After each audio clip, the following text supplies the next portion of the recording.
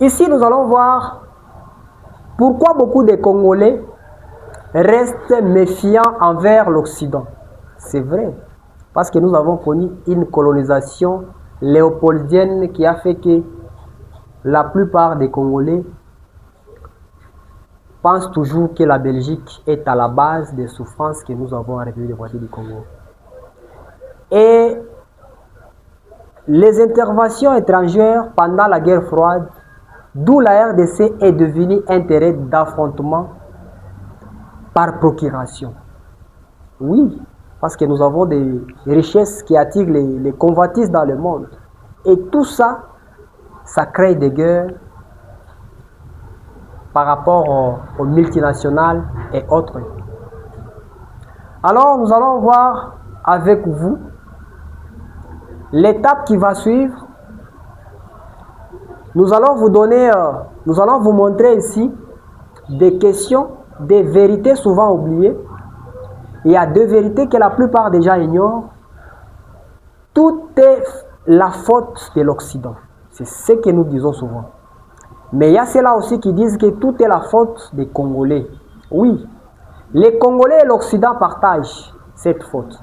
Nous allons voir ensemble avec vous ici. Il y a un système, dans ces systèmes économiques mondiaux, ils ont planifié quelque chose, d'où l'influence vient toujours de l'étranger. Nous avons une mauvaise gouvernance dans les pays. Nous avons une conjonction de facteurs et nous avons aussi la pression du marché ainsi que l'intérêt externe et les choix politiques. Tout ça, l'Occident et la République démocratique du Congo partagent cette faute parce que lorsque nous avons un système qui dépend que de l'Occident, qui est de l'étranger, et que nous avons une politique très mauvaise, que les intérêts que nous avons ne parviennent pas à subvenir aux besoins des Congolais. C'est pourquoi nous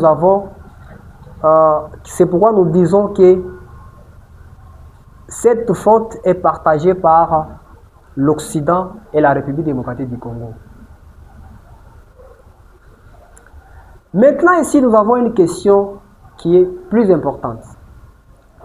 Souvent, la question ne peut pas être seulement qui profite de ces richesses, comme nous le disons tous.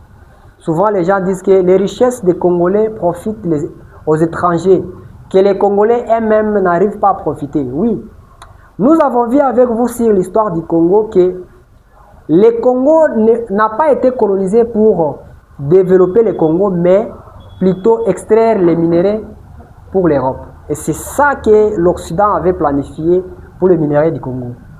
Mais, par rapport à cette question, nous devons avoir des institutions très solides pour que le Congo avance. Nous devons avoir une éducation capable de créer, d'investir dans le capital humain pour former des ingénieurs de demain, des médecins, des enseignants, des entrepreneurs et la clé pour transformer les ressources en valeur ajoutée. Et tout ça pour lutter contre la corruption. Nous devons avoir tout ça. Maintenant, il y a une chose encore que nous devons faire très attention. Lorsqu'on ne transforme pas les minéraux localement, cela profite aux étrangers et les Congolais ne peuvent jamais bénéficier de leur sous-sol. Mais vous allez voir que la plupart des minéraux que nous avons aujourd'hui, la fabrication de batteries, ici nous avons le cuivre, le cobalt, l'uranium, le lithium, alors que nous n'avons même pas les usines de fabrication de batteries. Et tout ça, ce sont les étrangers qui bénéficient.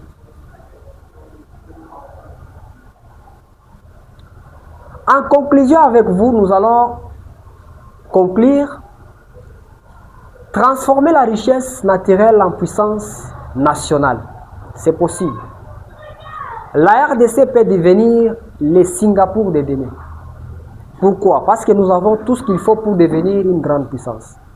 Mais nous avons aussi des pays qui sont capables de nous freiner pour aller très loin.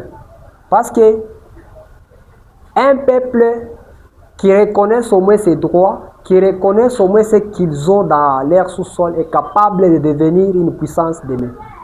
Mais ce que l'histoire nous enseigne, la RDC a connu des périodes de grandes turbulences, mais elle a aussi démontré une résilience remarquable. Ça, c'est vrai. Nous avons connu des guerres, mais la RDC continue toujours à être freinée par ces multiples guerres que nous avons. Mais nous avons un chemin qui peut nous amener aujourd'hui dans un développement durable. Nous devons négocier des contrats fiables pour les générations futures. Nous devons négocier des contrats miniers plus équitables. Ça, c'est ça la solution. Nous devons investir massivement dans l'éducation. Nous devons renforcer les institutions dans la démocratie et autres. Et nous devons développer les partenariats sud-sud. Et nous devons exiger une gouvernance transparente. Et nous devons exiger une gouvernance transparente dans l'investissement pour investir dans les infrastructures qui connectent les régions et faciliter les commerces intérieurs. Tout ça, c'est possible que la RDC devienne une puissance en transformant les richesses que nous avons. Nous pouvons devenir une puissance. En conclusion, nous allons dire ceci. La prospérité de la RDC n'est pas impossible, mais elle exige une vision claire et nette, des institutions solides et la volonté de mettre les richesses du pays au service de tout le monde. Merci beaucoup pour cette partie. Pour tous ceux-là qui ont des questions, vous pouvez nous écrire et nous allons partager ensemble dans les commentaires. Merci beaucoup. Moi, c'est votre frère Christian Lomba.